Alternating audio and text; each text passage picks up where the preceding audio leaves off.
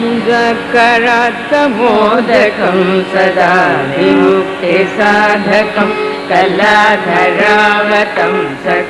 विलासिलोकरक्षकं मुदाकरात्तमोदकं सदा विमुक्तिसाधकं कलाधरावतंसकं विलासिलोकरक्षकम् अनायकैकनायकं विनाशिते भगैत्यकं जटाशु